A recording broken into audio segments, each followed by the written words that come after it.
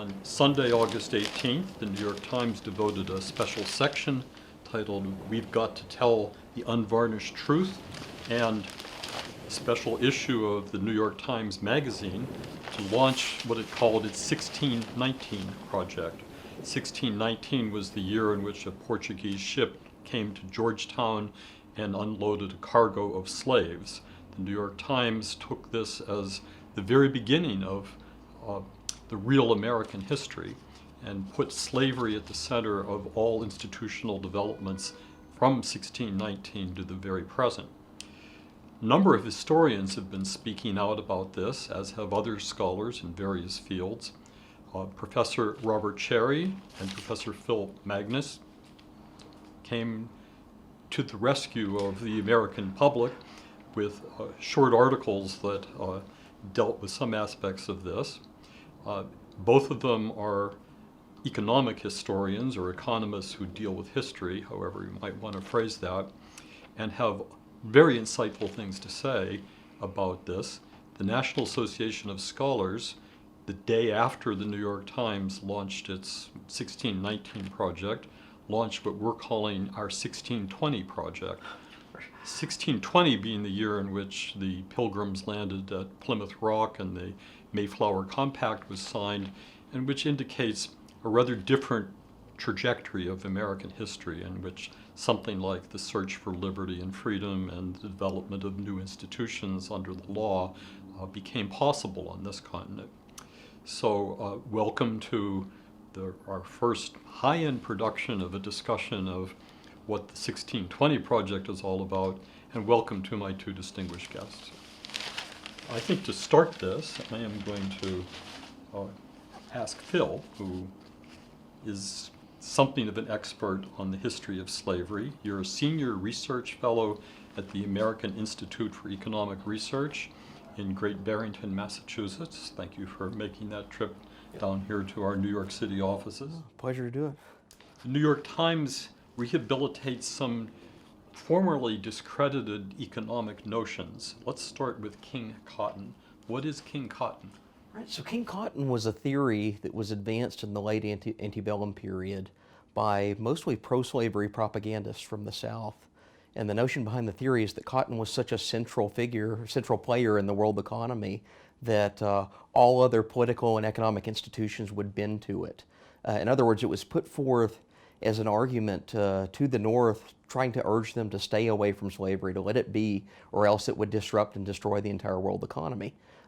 It would force the South to secede. It was also a war propaganda tool used by the Confederacy, where they said that cotton is such a central component of international trade, finance, industry, production, that anything and everything in the world economy that utilized cotton would come to the rescue of the Confederacy if the North tried to do anything against it. If it tried to strike against it militarily, it would cause the European powers to intervene in the Civil War.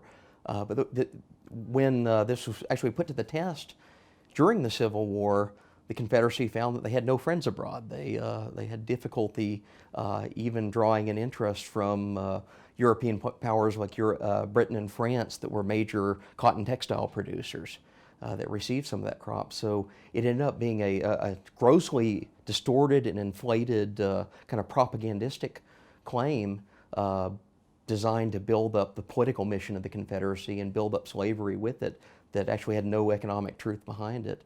But what we've seen in this project is more or less the same arguments that were used by these pro-slavery forces in the 1850s and 1860s have been unwittingly rehabilitated and thrust into the center of this narrative of how slavery is supposedly the dominant force in the world economy. Well, it was a scarecrow idea when it was put forward in the 1850s and 1860s. Was cotton ever king? Not really. So the best that we can do is attempt to actually measure it as a share of GDP, as a share of the total output of the U.S. economy in a given year. And the best estimates from about 1859 or 1860, reconstructing some of these figures, put it at about 5% of the U.S. economy in total. So it's a large sector, but it's not anywhere near this dominant force that it's been made out to be. Robert, you're also an economist. You're a professor at Brooklyn College and the CUNY Graduate Center. You noted that King Cotton thesis depends on a cause and effect logic in which if it were not for slaves, America, I'm quoting you, would still be in the beaver pelt and molasses business. How so? Well, there's an argument that says, well, if you look at the slave economy, it was responsible for generating a railroad industry, a manufacturing sector, and other allied kinds of factors. And it's sort of double counting, triple counting. So you can that's how they get a number like 50%, I think. They say 50% of the U.S. economy was dependent on cotton. But there were other reasons for railroads, and there were other reasons for many other factors that are included. So it's really an inflation of evidence. If you could put a percentage on it, what would it be? Not 50%? Well, it says, was said 5%, maybe a bit more, but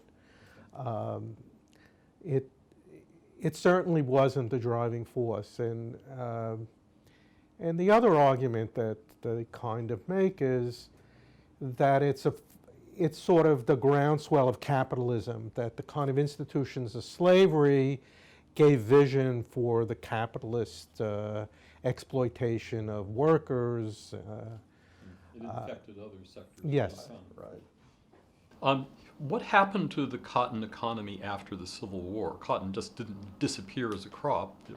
How much of its economic might was eradicated by that? Well, yeah, in the Civil War, there's actually a very brief cotton drought in the European manufacturing centers. So Manchester, England's probably the most notable. But what they basically did is they turned to other countries.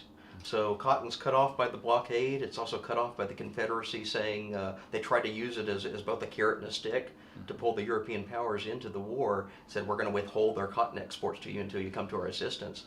And Britain basically says, okay, well, we're going to look to Egypt, we're going to look to India. And they just found another supplier. So supply and demand actually worked. Yes. Amazing. Phil, you quote a pithy line from a South Carolina politician named James Henry Hammond, who said, "We could bring the world to our feet." Do any historians today think Hammond was right?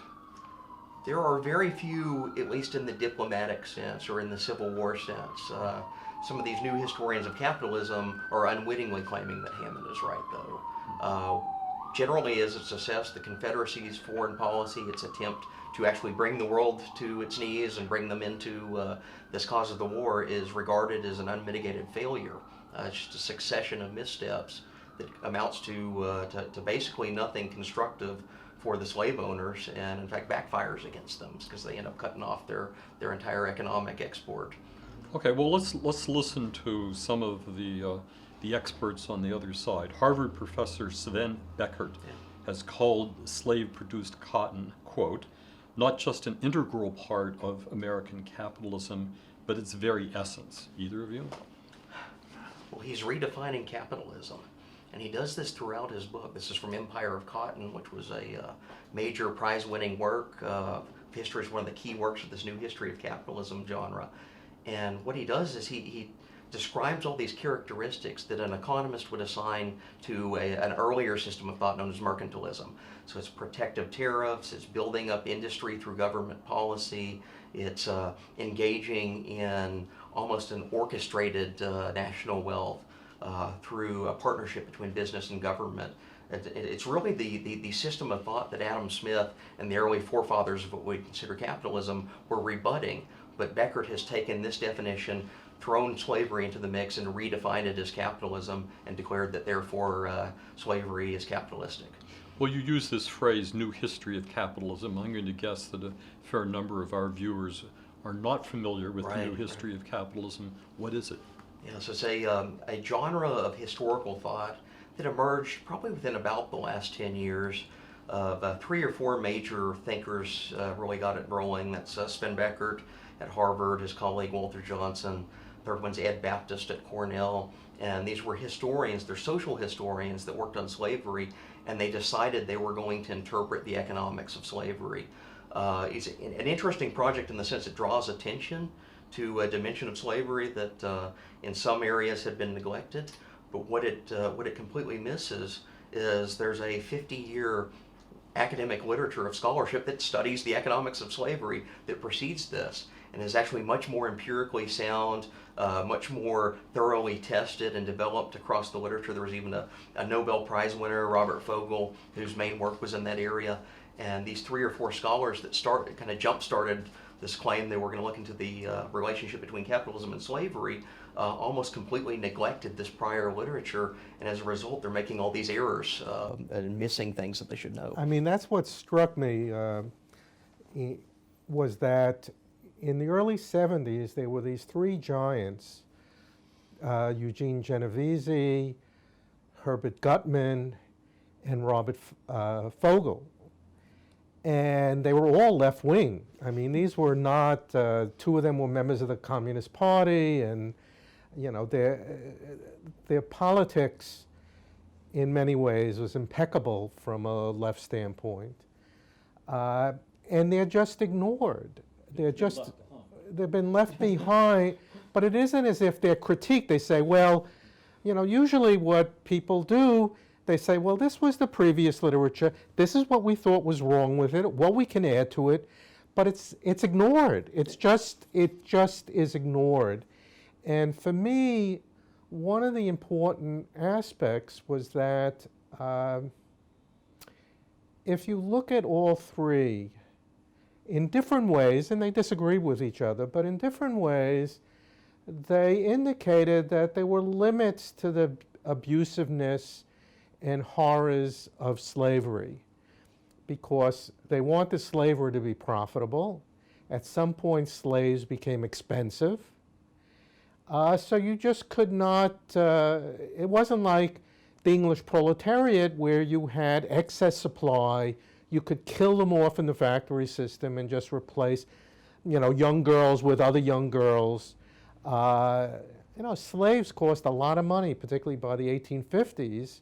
And so in many cases, they would rather use Irish immigrants to do dangerous labor than to use primary males. Now, that didn't mean that there weren't gratuitous violence, but it was not the norm. It was much more isolated because of the incentive. And, you know, particularly Herbert Gutman talked about the ramifications for the stability of the black family under slavery. Fogel talked about skill levels and economic standards of living. And Genovese talked about how this kind of paternalism led to certain limitations on the abusiveness that would take place. So it doesn't make slavery pretty, but it gives a much more nuanced understanding of the dynamics. And for me, what's particularly important about that is how you've used enslaved people after emancipation. If you take the harshest view of slavery, which actually these 3 were reacting to in The Harriet Beecher Stowe version. well, but it wasn't. It was in the 1950s. You had I'm blocking on the name, Black Sambo. There were others who, Kenneth Stamp, who wanted to put forward that there was this viciousness of slavery, and it said Stanley Elkins, you wanted to you reduced them to childlike behavior. They weren't. They were the opposite of the Protestant work ethic. There was no ability for families to be sustained under this brutality, and so it kind of led to the worst stereotypes about Black Americans, that they were sexually promiscuous, they had no sense of family, they had no sense of hard work, that's what this kind of viciousness of slavery led to. And so you have a whole range of people. W.E. Du Bois, to some extent, picks up on this. And so when Moynihan in the 1960s says the legacy of slavery is the breakdown of the family and other things, he's really representing what was a certain stream of historical thought, but not the apologists for slavery, but the people who wanted to demonstrate how vicious and brutal slavery was. And that's one of the damaging aspects of this new literature. Kind of reinforces you have to show capitalism as being vicious towards, so we have white supremacy now as the mantra that's under. You bring up Moynihan, that's interesting. When he published his work in the 1960s, he was attacked quite strongly on the left by, in part, this new... Oh, Herbert Gutman. By Gutman, right. And now it would seem that, though I haven't seen Moynihan quoted in any of the 1619 stuff yet, in a way, he's back in fashion, that the legacy of slavery was the debasement of a whole race. If Herbert Gutman had published his book today, he would be labeled an apologist for slavery. That's I see. Okay. You are, among other things, an expert on various forms of inequality and economic deprivation. A very low bar for expert. Using. But you are. You've Yes, written yes. books on this subject, Yes, and yes. it's part of what you do. So you are interested in the field of what has happened to minority populations of various sorts in the United States, but you're not tracking that back to 1619. Where are you taking it back to? Well, I certainly Jim Crow. I actually looked up, and 16 years ago I had a letter to the editor in the Times that said it's really Jim Crow, which is to the extent historically there's the root of this inequality, it's really Jim Crow, because coming out of slavery, you have a black family intact, you have a certain reasonable skill level. Robert Woodson, in the second decade of the 20th century, he did work. He said that 80% of the tradesmen in the South were black. W.E. Du Bois commented about how the range of trades in the South in the 1880s and 90s was to some degree superior to the North, where you had trade unions that were very racist, wouldn't allow blacks into any of the trades. But in the South, they were there. And it was one of the reasons that Jim Crow, in the first and second decade of the 20th century, adopted restrictions on employment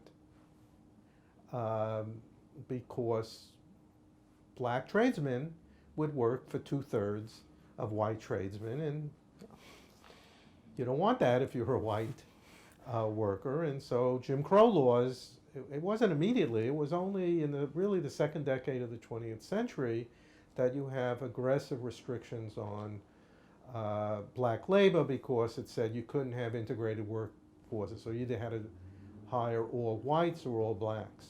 But it's Jim Crow that is, to the extent their historical roots, it's there.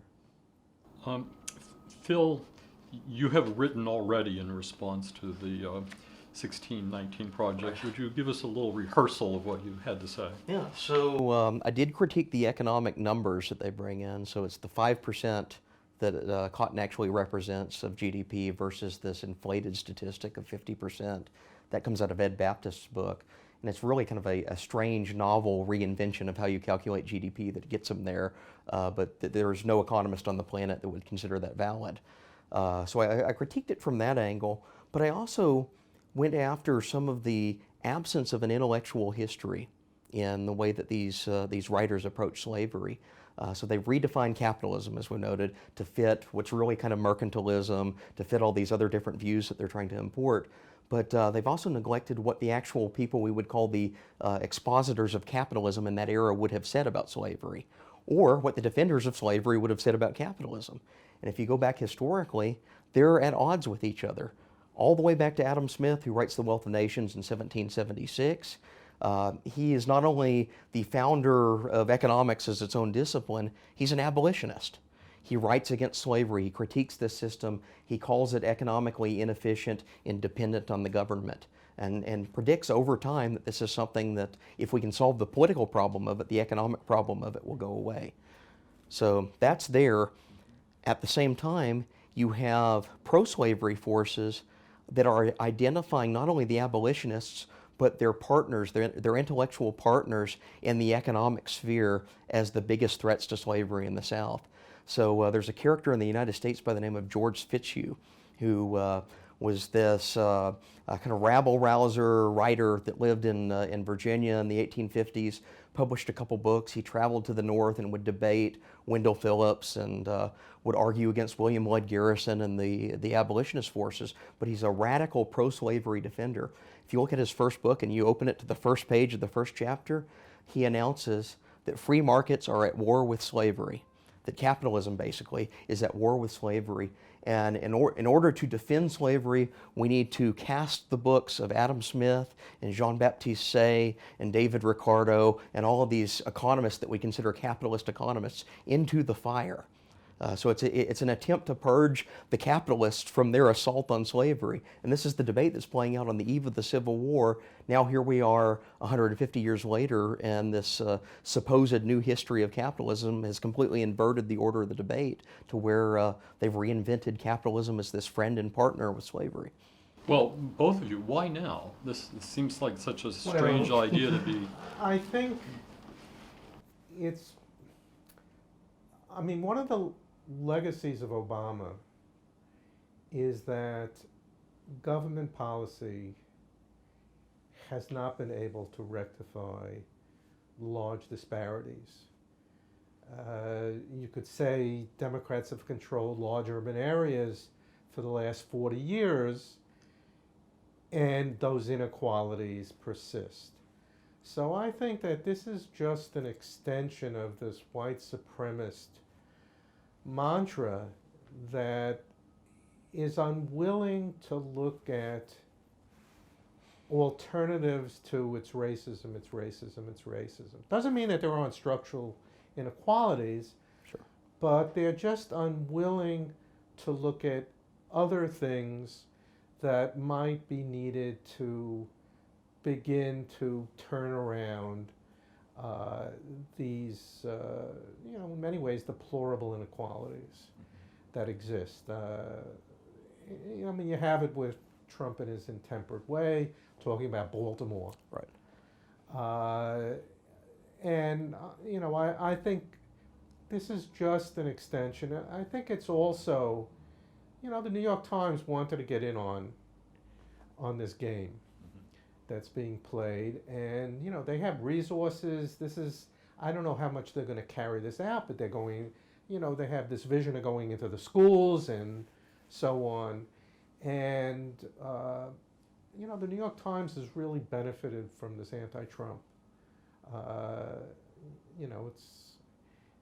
The circulation has increased, more people, and do I want to be conspiratorial or cynical? I think that this is what it's all about. It's not a better understanding of history. Phil? Right. I think, unfortunately, that's the case. You have scholars that are, in a way, weaponizing the past to advance their modern-day political objectives. And you see this throughout the New York Times series. They talk about, they'll do a historical exploration of a topic in slavery, and then 2 paragraphs later they're talking about Obamacare or the Green New Deal or climate change or raising taxes and redistributing income. Or the NBA Exactly. negotiating with its workforce. Right, right. So it's almost as if they put the cart of the progressive political agenda in 2019 up in front of the horse of the history, and now they're trying to reconcile history to that agenda, and doing so in ways that strengthen this call that they're making to redistribute, or maybe even getting into slavery reparations is another angle that they're pushing this. Well, I spend quite a bit of time on numerous issues in combat with the academic left, so I can channel the answer to this, which is that all history is pushing a political agenda.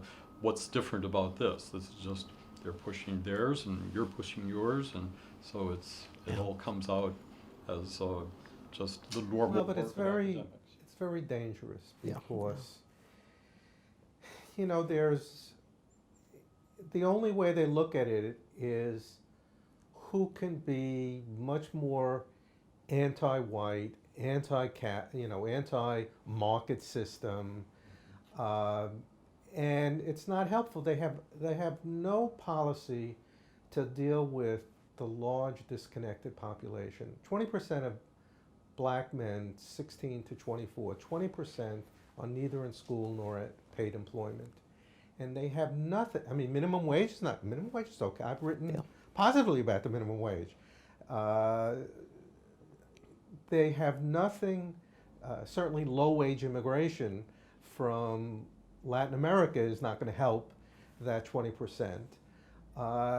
So now it's guaranteed government jobs, right? I mean, they're just at a loss for saying what's keeping that 20% and what kind of policies can help us ameliorate that problem. They have nothing for beleaguered cities. I mean, the major position of the left is we have to have policies to be able to subsidize people to move out of those beleaguered neighborhoods. But you can only move out a small percent, even if what they want, which I don't think is workable, but at the best, it's a small share of people in these beleaguered neighborhoods, but they have nothing to say about how you're going to revitalize these beleaguered neighborhoods, whether it's Baltimore or elsewhere. This is your opportunity to tell us. What is your solution to the 20% heavy poverty in Well, black I communities? think there's a couple of things. One is you need to deal with crime in these neighborhoods. Not only for the semblance of order in these neighborhoods, but you need to be able to make these neighborhoods viable for a working middle class. In some of the things I've written, I give an example of Ta-Nehisi Coates. He comes from a black nationalist family. Mm-hmm. They moved out of Baltimore because of the crime. He was very angry at his father for doing it, but they moved out. So you have to do something. He hasn't moved back in. I understand. But I'm just saying that's one. And that means you have to have some constructive engagement police. You can't be confrontational and seize at every example, which are declining, of police violence against unarmed blacks, etc. The second thing that you need schools, because the middle class wants their kids in schools, and what's their position on charter schools? Evil, evil, Right. evil. And yet when you look at whether it's in New Orleans or New York City, charter schools broadly are dramatically, not marginally, but dramatically effective at helping with the skills gap. So you need to have a more flexible approach to education. And you need a certain amount of gentrification. Now this is modest, we're not talking about upper middle class professionals moving into neighborhoods. We're talking about more working class, solid families moving in. And there's all kinds of evidence that gentrification benefits the poorer people who are in those neighborhoods. They're not forced out, but they have better services. They have better networks now. And networks are quite important for poorer blacks to get jobs. I mean, everything is in merit. It's if you know people who know people. And so those are the kinds of things, none of which liberals even want to talk about, criticize. They want to ignore these kinds. So that's, Why? well, it's, with charter schools, it's the teachers' union. Exactly. Yeah. And I mean, there is an issue of creaming. If the more constructive families are much more aggressive in trying to get their kids in charter schools, you're leaving a much higher concentration of children with not simply skill, but with behavioral difficulties in the public school. And that's, I think that's a downside of some of the charter schools, where for the kids who get in the families, it's, night and day. Sure. But that kind of creaming makes the public school system, because you can kick people out of charters if they're not behaving. You can't kick them out of the public school system if they're not. So there is an aspect, I don't want to overstate it, because New Orleans, all the schools are charter, and there's just a dramatic difference in performance after Katrina in New Orleans. Even David Leonard from the New York Times is pretty aggressive as presenting that. But there is the teachers' union issue. I think that, the idea of gentrification is a concern for privileging the privileged, that they'll get places to go. And as sort of a default saying, well, the poor people there are going to be hurt. They don't really look at it. It's just, white privilege and others. Even though this would be a black middle class that would be primarily moving in. And there's just this anti-police. It's just... It's an ideology. It's become an ideology, a religion. A religion. I think much more of a religion than simply an ideology. Phil, policing, schools, gentrification, where do you come out on Robert's agenda? So my whole take is more markets are our route to alleviating poverty. But when you present this before the public, and say you're running for political office, it's much easier to claim that I have delivered you programs X, Y, and Z, I've taken taxpayer money and brought this to the community, than to say, well, I've freed the markets, I've allowed you to have access to opportunity through your own innovation, I've allowed you to be an entrepreneur. One has a very clear political yield, the other is diffuse. It's intentionally not wedded to politics. Well, by, I think, most American standards, one would find, I think, slavery to be the absolute epitome of the worst form of putting people into a dependent relationship. Well, absolutely. And yet, all those programs that you are mentioning are in effect dependency programs. Instead of private slavery, it's slavery to government bureaucrats. It's something that's almost never brought into the equation when they're discussing the economics of slavery. They're more than willing to credit all economic growth prior to the Civil War to slavery through inflated statistics, whatever they happen to do to get there. But we go back in that era of history, slavery could not have existed without the strong public expenditure of state, local, and federal governments to enforce this system. Somebody's got to pay for the Fugitive Slave Act. Somebody pays the slave patrols. Somebody hires and equips and arms the militia to put down revolts. These are our government programs they're the partner in the whole system that's often omitted or shoved aside or seen as an aberration. And it's really the government is the mechanism that's holding this whole entity together, which is why it collapses so quickly once the South is out of the government. There's no longer votes to sustain what had been 70 or 80 years of continuous subsidy coming down from the federal level to enforce this system upon a brutally victimized people.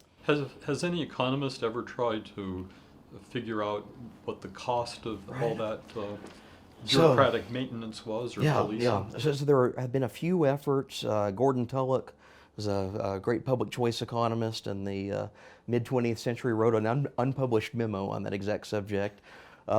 Jeffrey Hummel at Why San is Jose. it unpublished? Right. That's the question that so he wrote a lot and never really got around to finishing this project, unfortunately. We like to publish the unpublishable. So Exactly. So, send it along. Yeah. But so Jeffrey Hummel at San Jose State has done a study on this. It's available online and worth Googling and looking up. But he basically tries to figure out what that government component is, and altering not the efficiency of slavery, because market mechanisms tell us there are reasons to believe slavery is competitively inefficient versus free labor. But yet it's profitable. That was Robert Fogel's discovery, that slavery maintains its profitability. And Hummel's argument is that this influx of local, state, and federal subsidies and enforcement mechanisms, basically moving the ability to enforce slavery off of the slave owners' costs themselves and onto the public, is what changes the efficiency equation and makes slavery profitable. Whatever you subsidize, you get more of. Well, effectively. Robert, you're not a public choice theorist, so what do you make of that argument? Well, I mean, it's sound, but I wanted to bring up one of the things that I found from your article, enlightening about the slave discourse, these new slave, is so over the antebellum period, you have a dramatic increase in productivity. Yeah. How does Baptists explain it? Ever increasing speed up. You can't have speed up for 40 years. Right. You could speed up a little, you can speed up a little, but there's incredible limit. In fact, bringing up a name from the past, John Kenneth Galbraith, he talked about the difference between large corporations and small family businesses. Small family businesses, because they're not as efficient, they can't take advantage of scale, it leads the family to speed up. They get their wife, they get their kids, but there's a limit to how much you could do there. Not for Baptists. Right. It's the whole story. It's the whole story of this really substantial increase in productivity over the antebellum period. And again, he doesn't reference others who have other explanations for it. He's got it. Here it is, and let's go with it. Yeah. It's not a falsifiable scientific theory either. And some of the economists that have also worked in this area trying to discover why cotton production is increasing at such a rapid pace. Well, there's a very clear answer. Seeds. The technology of crossbreeding strains of seeds made a more robust plant. And there's empirical evidence that this took place. They can find the dates that certain innovations are introduced. The picking process doesn't change all that much, but the seed technology does, and it yields more and more of a crop. So these economists that have worked on this have challenged Ed Baptist. The two authors, it's Alan Olmsted and Paul Rode, that wrote the seminal paper on cotton seed technology, and its effect, have basically called them out and said, you're misusing our data, you're misrepresenting facts, and he's impervious to it. Well, none of these historians and economists who worked on this are exactly obscure. I mean, the material is out there, and yet we have our national newspaper of record just seemingly erasing them. This isn't part of the discussion that they have initiated at this point. I guess I'm inviting a kind of cynical comment here, but that's not exactly where I want to go with that. How do we combat this sort of sidelining of mainstream scholarship on an important public issue? Either one of you. So I worry it portends a decline in rigor at the top universities and top university presses. Ed Baptist's book, as we said, made a core crucial mistake in how they calculated GDP. But this went through peer review at an elite university press from a scholar that teaches at Cornell. And I keep asking the question, why did nobody catch that? This is a core part of the thesis. Right after the 1619 project came out, I presented as an honest question to the editor of the series. I said, why didn't you represent that there's an academic controversy, that people have challenged all these scholars that your authors are citing as authoritative and as the final word? And she responded, I wasn't aware there was a controversy. Why not? Why not? Part of it, I think, is kind of an echo chamber of self-reaffirmation that's unfortunately been bred into this new history of capitalism approach. The fact that they ignored 50 years of literature before them, and the fact that they have proven unwilling to engage the continuation of that literature in developing their own scholarship, has created almost a separate epistemic system where they have a theory of slavery that they have asserted is true. Everyone within that circle agrees that it's true, and they don't want to hear anything outside of it. Now, if you're a newspaper editor, you're a reporter, and these are the main voices coming out of the history profession, not only that, the most vocal voices, the ones that are getting the book prizes, getting top awards for it, you think that's the only thing that's out there. Separate epistemic system translates as closed-mindedness, right? Yes, effectively. Okay. You mentioned the speed-up aspect of this. There's a closely related term that comes out of this literature, which is calibrated torture. Is that the same thing as speed-up? Well, I think the calibrated torture is much more a way of describing whippings, which certainly for Baptists has a relationship to the speed up of production, because if you don't meet your quota, you're going to get whipped. And if you meet your quota, then the quota will be increased some more. So, you know, it's a very, at least for me, a difficult subject, this issue of whipping. What is, and this is one place that Fogel and Engelman, I think there's valid criticism. They tended to minimize how often people were whipped. They gave, you know, per slave per year, you know, how many times or something. I mean, it can be pretty brutal.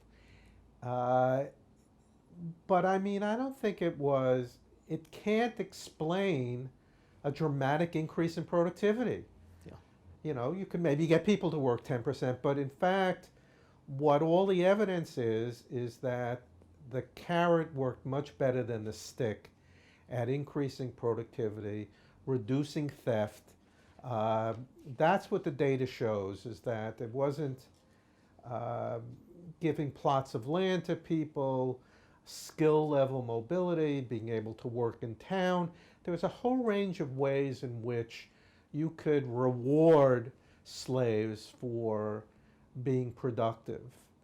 And that was much more effective. It didn't mean that you wouldn't have gratuitous owners, but it wouldn't be like in Django, where you have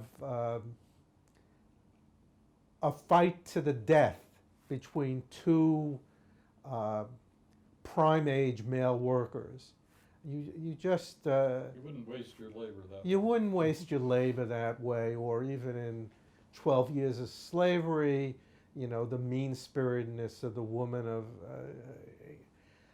certainly you have that, and it's not insignificant, but that wasn't the driving force of slavery and what explains this growth in productivity at all. The growth in productivity that you're talking about by the estimate of two economists, Alan Homestead and Paul Rode, or Rode, I'm not sure how you say his name, was 400% over, I'm not quite sure what the period was, but that's an astonishing, it's like the kind of growth we get out of Silicon Valley when they introduce new chips or something. So seed technology, other technological improvements, I guess gradual improvements in the cotton gin and stuff like that. But how much of the slave labor was really attached to the production of cotton? Do we have a percentage on that? So it's certainly the biggest plantation crop by far. Tobacco is a very, very distant second behind it. Sugar, those are they kind of round out the top three.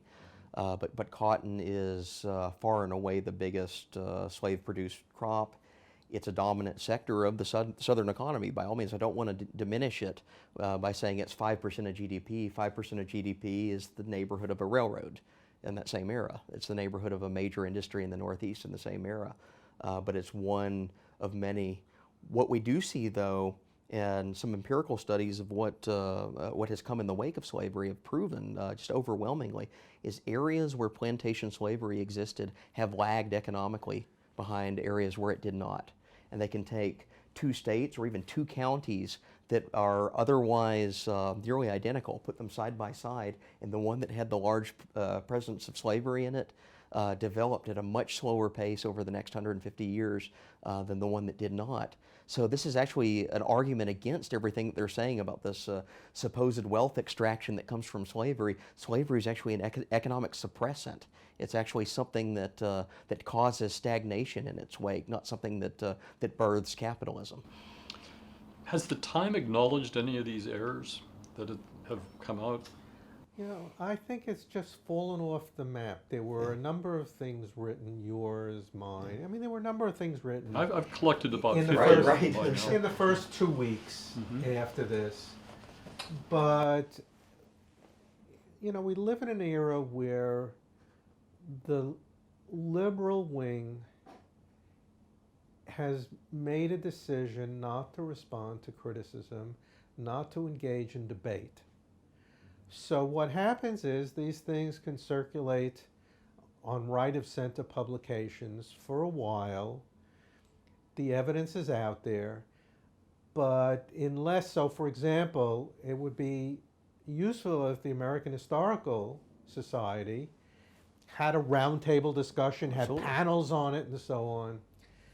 But you know better than me, Well, but I don't. Instead, they give the book award to the one side that they favor in it. And you know that there, it's really only people right of center who want to have debates, and that's a whole range of issues. And I'm sure you know that even better than I.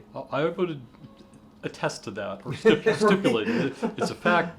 Getting debates going on any issue of salient importance to the left is a tough thing. I organized a debate at Brooklyn College between this fellow Alex Vitale, who does stuff on crime, on the left.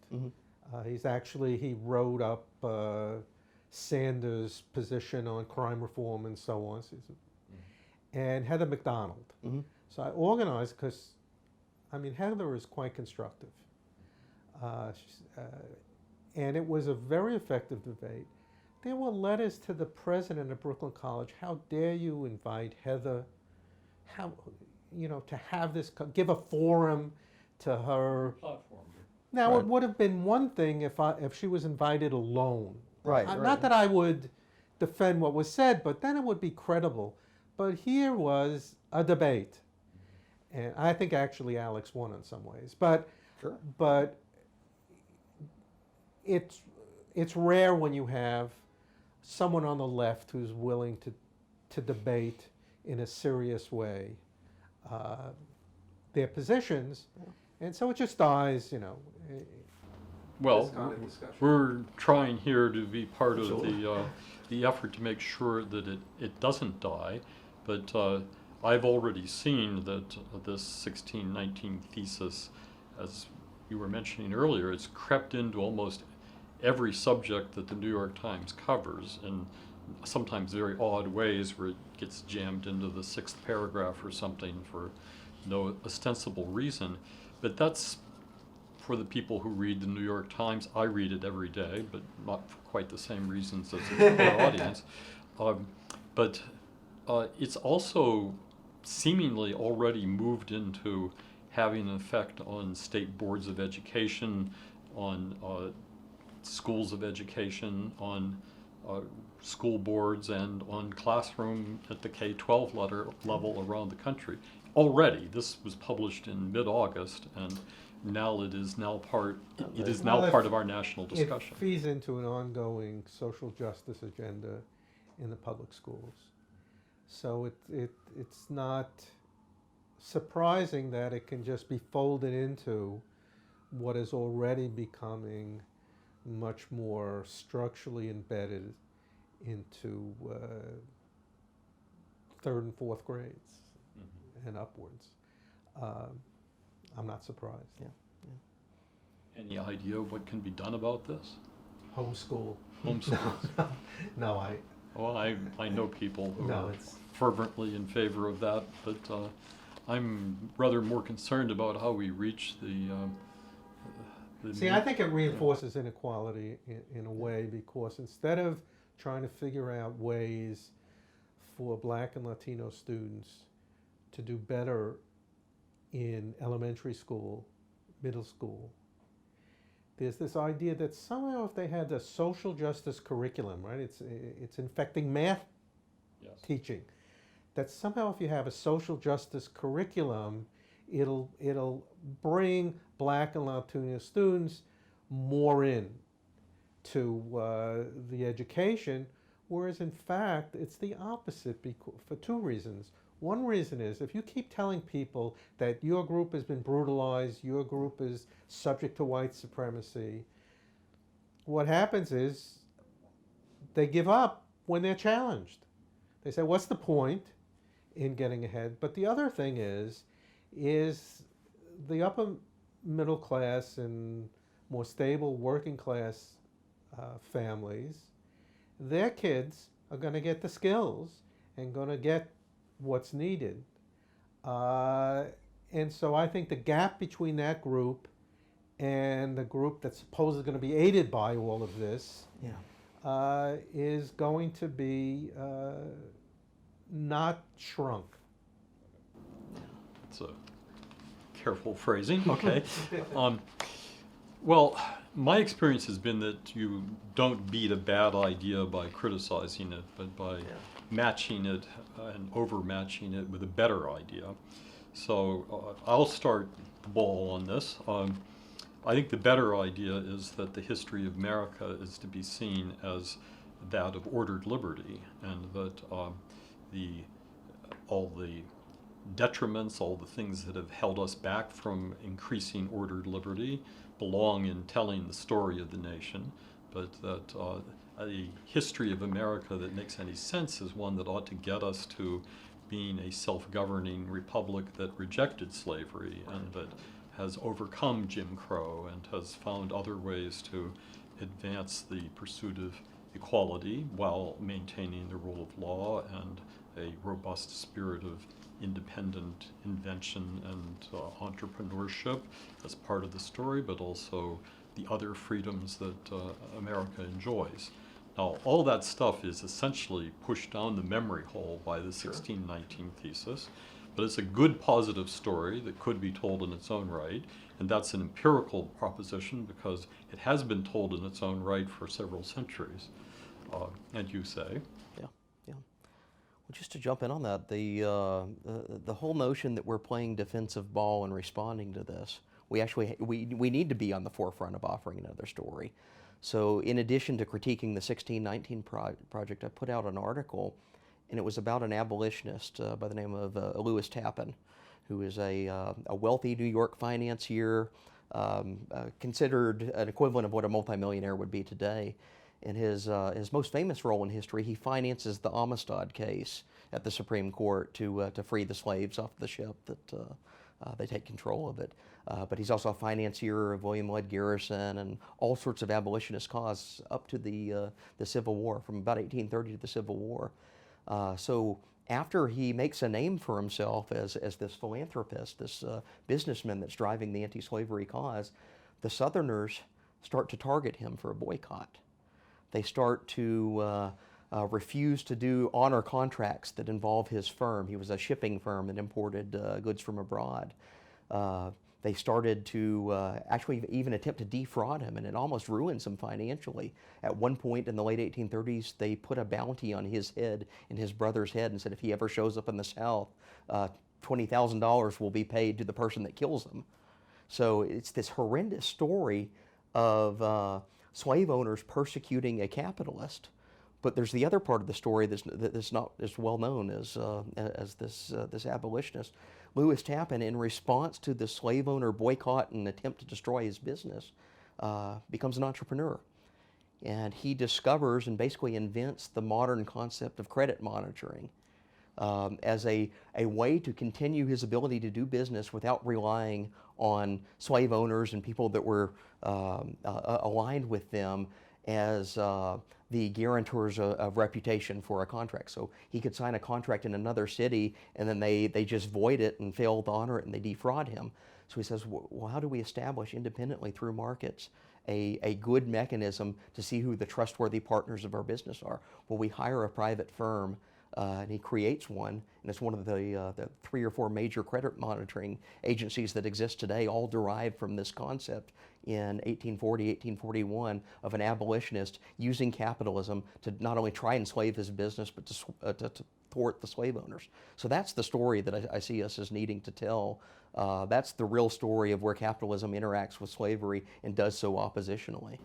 Robert, your response, what do we do to Well, tell a better story? But it's the question of whose story you tell. So I have a friend, Ian Rowe, who runs a series of charter schools in New York. Yeah. And he's got an article about the two Michaels, two Michael Browns. One we know of from Ferguson, and there's another from Houston, Texas, somebody who got 20 scholarships to elite colleges.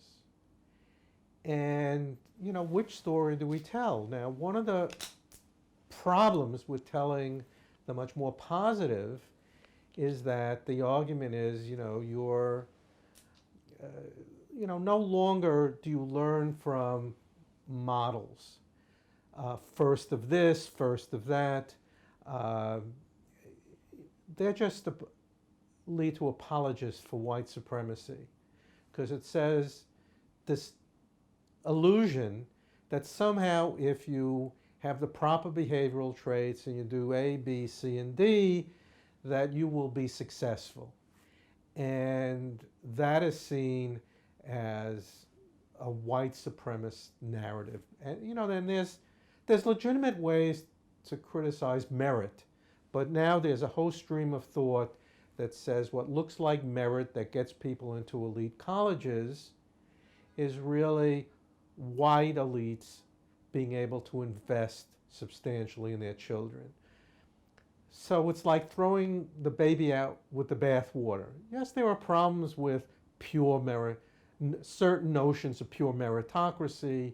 There's certain problems with holding up these examples like the other Michael Brown of success. But that's what we used to think about how we would move people forward, that they would have these models that would give them energy to try to pursue, and we had reasonable enough meritocracy that many of them in fact would succeed. That's being undermined by this white supremacy narratives. So it's demotivating.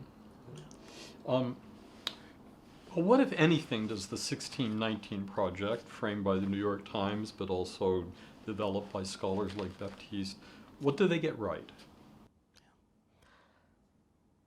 So I will credit them in drawing attention to the salience of slavery in American history.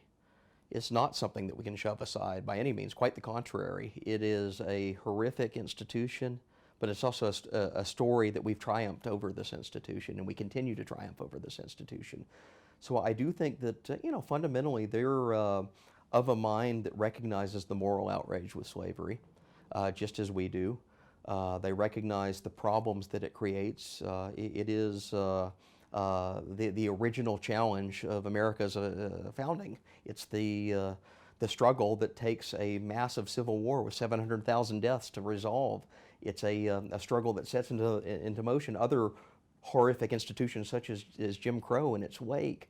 So directing attention to that is a part of the process of understanding what's there and understanding what we have triumphed over and what we continue to triumph over. But my caveat on that is you need to do it with scholarly rigor, you need to do it with adherence to the facts, you need to do it in a way that does not try to weaponize the past to get your legislative agenda in 2019 passed because you like the Green New Deal. It's a much deeper project than anything that they're involved in. I'm going to pose one question, which will be my last question for both of you, so you can take this as an opportunity to sum up your views on anything that we've discussed or anything we haven't discussed, which is if you were to have what you would think is a accurate history of slavery and its consequences for the United States, what would that look like? Let's start with you, Robert. Well, I think it would show the spirit of enslaved individuals. That is, their ability to accommodate and survive in ways that put them on the best footing possible in, deplorable and constrained system where the kinds of choices they had to make were extremely difficult. So I think I wouldn't say it's a triumph of spirit, but it looks at people as being able to respond in constructive ways to their oppression. And I think that's true today, that when you go into black communities, this idea that there's a culture of despair, or Cornel West says a nihilism to rationalize the violence. I think one needs to look at the positive aspects, which are overwhelming, and those are what has to be aided today, those positive, and it's how I view much of slavery. Phil? Yeah. The question of slavery is one of reconciling our society with very clear injustices, very clear harms, clear destruction that brutalized people. But we also have a story that's connected to that. How did we triumph over that?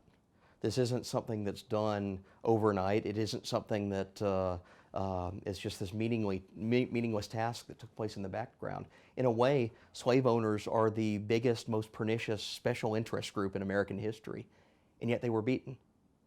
So the story here to tell is not so much to dwell upon the horror that derives from that, even though we must recognize it and acknowledge it, is to figure out what was necessary to triumph over it and what's still necessary. So tell the story of the abolitionists that were able to basically unseat the core of this horrific power institution built around a tool of injustice that had existed since time immemorial. Something that goes all the way back to the ancient world. The United States is one of the early actors that strikes against this. And it's not just in 1863 with the Emancipation Proclamation. This is a story that begins in Massachusetts in 1780. It begins in New England, state by state, as they're starting to overturn this institution. And it's spreading south and it's spreading west. And that's why the core of slavery in the Gulf Coast resists so violently. It's not because they're on the verge of triumph, it's because they were on the verge of political defeat that they took this last-ditch effort to secede and wage a war to preserve slavery. So going through that history is bringing forth the story of what we were able to do to successfully triumph over it and what agency we can get in the present day, as well as lessons from that. Well, Philip Magness from the American Institute for Economic Research, I stumble over that. Robert Cherry from Brooklyn College and the CUNY Graduate Center. Thank you both very much for joining me today for this lively discussion, and I hope that we will together make a difference in pushing back against this wrong-headed idea from the New York Times and other scholars who have misstepped in their eagerness to overcome the legacies of inequality and of slavery in the U.S. So thanks again. Thank you. Thank you.